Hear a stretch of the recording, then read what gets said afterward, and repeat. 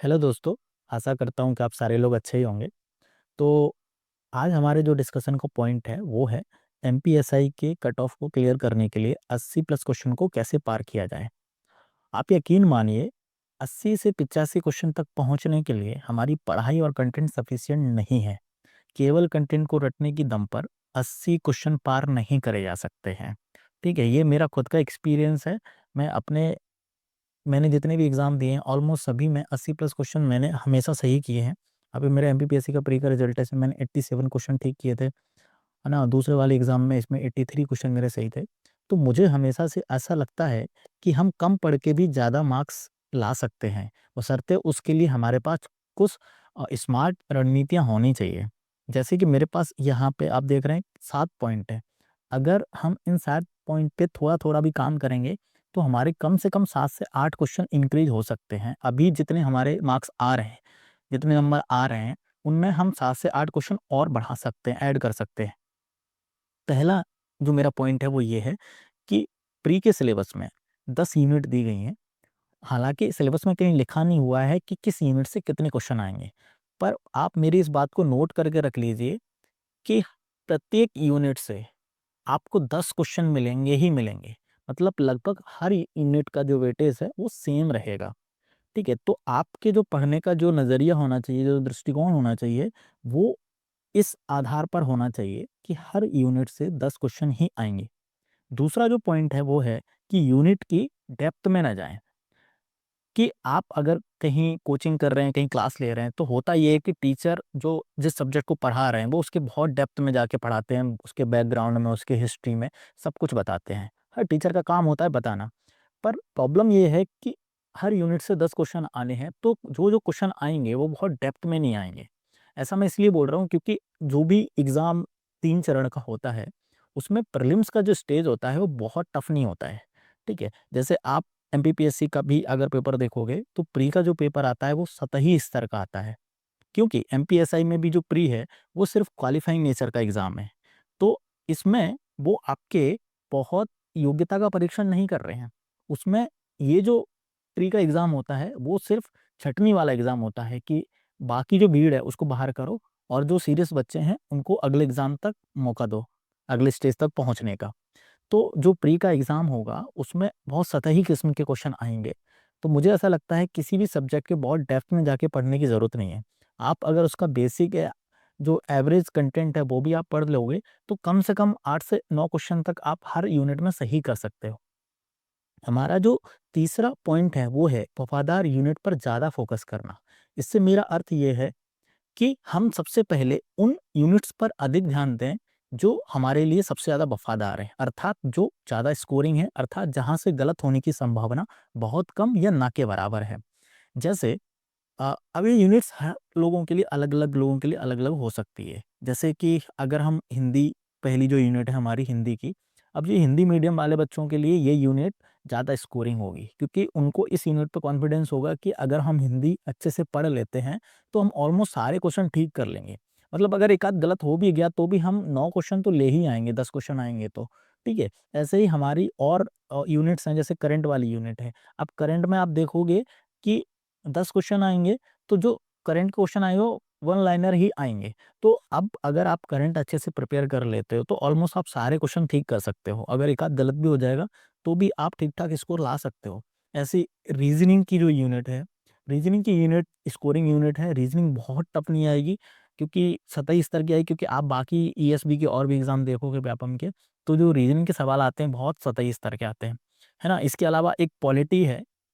Actually polity अलग से नहीं लिखा गया है, जो नागरिक शास्त्र लिखा है, नागरिक शास्त्र का हिस्सा ही है पॉलिटी। पर आप अगर नागरिक शास्त्र पढ़ोगे ना तो उसका सिलेबस बहुत वास्ट है, उसमें राजनीतिक सिद्धांत भी आ जाते हैं और पॉलिटी वो पूरी जो पॉलिटी हमारी वो भी आ जाती है। तो आप इसमें ये कर सकते हो कि लगभग 80% जो क्वेश्चन आएँगे, आप यकीन मानिए पॉलिटी से ही आएँगे। हो सकता है 2-3 क्वेश्चन आपके राजनीतिक सिद्धांत से आ जाएँ। तो सबसे ज़्यादा फ़ोकस आप पॉलिटी वाले सेक्शन पे करिए क्योंकि यहाँ से जो क्वेश्चन आएँगे, आप अगर सही से पढ़ोगे तो एक क्वेश्चन गलत नहीं होंगे। राजनीतिक सिद्धांत में प्रॉब्लम ये है कि आप वहाँ कितना भी टाइम दे लो, कितना भी पढ़ लो, तब भी ये हो सकता है कि वहाँ से जो क्वेश्चन हैं, वो गलत कर दो आप। इसलिए जो यूनिट आपकी स्कोरिंग है, जहाँ पे आपको कॉन्फिडेंस है कि इसका अगर आपने पढ़ा तो यहाँ से आने वाले क्वेश्चन आप गलत नहीं करोगे। अगला जो हमारा पॉइंट है वो है टफ यूनिट्स को तोड़ना। ठीक है, कुछ यूनिट्स हैं जो हमको ईज़ी लगती हैं तो उस पे हमने बात कर ली। कुछ यूनिट हैं जो बचेंगी जो टफ हैं। जैसे हम इंग्लिश वाली यूनिट मान लेते हैं, जो हिंदी मीडियम के स्टूडेंट हैं, हो सकता है इंग्लिश उनको टफ लगती हो। तो आप इसमें ये कर सकते हो कि इंग्लिश को कई पार्ट में आप तोड़ लो। जैसे इंग्लिश के कई सारे टॉपिक हैं। एक तो ये अनुमान लगाया जा रहा है कि इसमें एक गद्यांश आएगा, उसमें से आपको क्वेश्चन ठीक करने होंगे। लेकिन अभी पता नहीं है पैटर्न क्या रहेगा, ग्रामर आएगा कि गद्यांश आएगा। लेकिन हमको दोनों पढ़ के जाना है, ठीक है? हमको गद्यांश भी पढ़ना है और ग्रामर भी पढ़ना है। तो आप ये कर सकते हो कि इंग्लिश में कुछ ऐसे यूनिट्स हैं या ऐसे टॉपिक्स हैं जिनसे क्वेश्चन आने ही आने हैं। जैसे जो क्वेश्चन आप वो टॉपिक पढ़िए जो जो बहुत कम कॉम्प्लेक्स हैं और जिनके क्वेश्चन आने की संभावना बहुत ज़्यादा है और जो क्वेश्चन आप ज़्यादा सही कर सकते हो। जैसे इसमें बहुत सारे क्वेश्चन आते हैं, एक्टिव वॉइस, पैसिव वॉइस के क्वेश्चन हैं। आप अगर इसके रूल पढ़ लोगे, तो अगर कोई भी क्वेश्चन आएगा तो गलत नहीं होगा। ऐसे ही आप डायरेक्ट, इनडायरेक्ट के जो क्वेश्चन होते हैं, नरेशन वाले क्वेश्चन होते हैं, वो आप सही कर लोगे। इसके अलावा आप देखोगे टेंस के जो क्वेश्चन होंगे वो आपसे सही हो जाएँगे, ठीक है? तो आपके लिए जो टफ यूनिट हैं, जहाँ आपको लगता है कि आप फँस रहे हो, वहाँ उस यूनिट को आप कई सारे पार्ट में डिवाइड कर लीजिए और उसके जो ईज़ी वाले पार्ट हैं, उनको बहुत अच्छे से पढ़ लीजिए कि अगर वहाँ से क्वेश्चन आया, तो आप गलत नहीं करोगे, ठीक है? और ठीक आप ऐसे ही जो साइंस वाली यूनिट है, ठीक है? विज्ञान जो लिखा हुआ है, अब विज्ञान में क्या-क्या आएगा कि फिज़िक्स, केमिस्ट्री, बायोलॉजी और भी कुछ ऐड कर सकते हैं, वो एनवायरनमेंट भी ऐड कर सकते हैं। पर आप इनमें से अगर देखोगे ना साइंस के पार्ट में तो सबसे ज़्यादा बायोलॉजी का वेटेज रहेगा।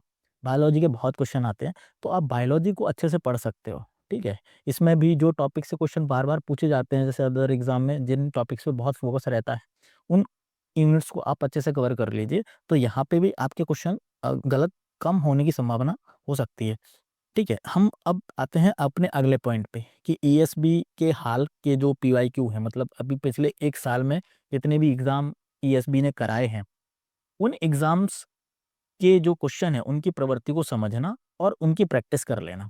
जैसे रीज़निंग के सवाल हैं, कुछ मैथमेटिक्स के सवाल हैं और हिंदी के कुछ सवाल हैं, तो आप ईएसबी के पीवाईक्यू देख के उनकी प्रकृति को एनालाइज़ कर लीजिए कि ऐसे क्वेश्चन ईएसबी पूछ रहा है, तो अधिक संभावना बनती है कि एमपीएसआई में भी वो इसी टाइप के, इसी नेचर के कुछ क्वेश्चन पूछेगा।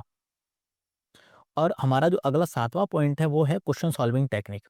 देखो, ये सबसे इम्पोर्टेंट है, मुझे लगता है ये आपके 2 से 3 या 4 क्वेश्चन तक आपके बढ़ा सकता है।